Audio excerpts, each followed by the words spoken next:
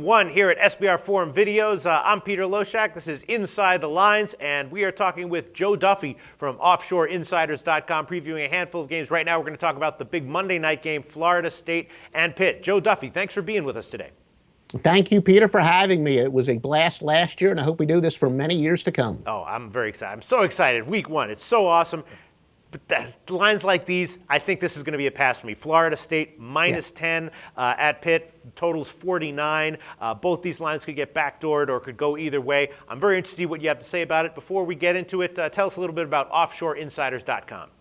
Well, OffshoreInsiders.com is my permanent home. A lot of you remember me from back in the Scorephone days, back in the mid-1980s, the late 1980s as JD of the ACC. Been a professional handicapper for 26 years. That's been my entire income, betting games and selling picks all the way, as I said, going back to 1988. And you can get my picks at OffshoreInsiders.com right now. A couple other sports services on there, but I am the anchor of OffshoreInsiders.com. Unbelievable. Then I feel so privileged then to be able to ask you about this this tough line. Florida State minus 10. You know, Florida State is one of these teams. They're always a good team in terms of straight up wins and losses, but they do tend to be a bad bet. Last year, they didn't have one win against the spread on the road, 0-5 against the spread on the road last year. Pitt, you know, looking like a decent team, but they do have a lot of guys that they're replacing. Are they going to be able to, you know, hit the ground running with right here week one and stay competitive with Florida State? I'm not exactly sure. I guess if I had to pick a side here, I would go with Pitt plus 10, though. What do you think? Yeah, no, I agree with you. This wasn't a game that came out and bit me as much as a couple other games that I do have this week. It's a shame for Pitt where they could have, you know, maybe made a run at the conference or, you know, kind of been a little bit of a dark horse team if they had Russell Shell, but he wound up transferring to the hated school, West Virginia. The reason I would lean towards Pitt is I think they're going to really mirror their hated rival, West Virginia, last year. Now, West Virginia was a more talented team, but I noticed when teams go to new conferences, when they raise the level of play, and Pitt is going to be going to a better conference, the ACC, not quite the jump that West Virginia made last year, but usually they've got a little bit more of an emotional advantage where they play strong at the beginning of the year, and then once they run into their tougher schedule that they're not used to, they kind of tail off. So I think Pitt will come into this game with plenty of emotion. Florida State, they're learning a new defensive scheme. They've got a new quarterback. That's usually tough when you're a favorite at the beginning of the year, the type of teams that you like to fade.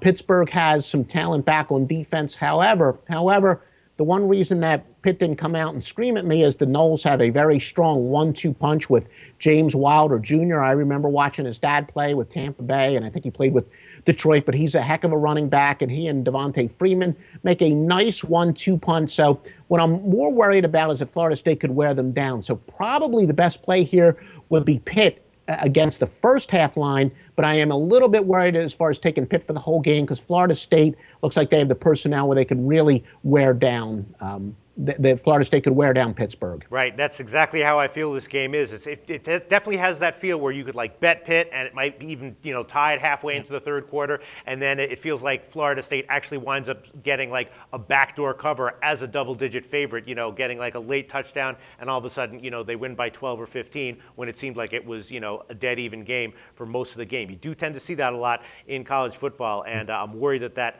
might happen here. So your lean would be Pitt on the first half line.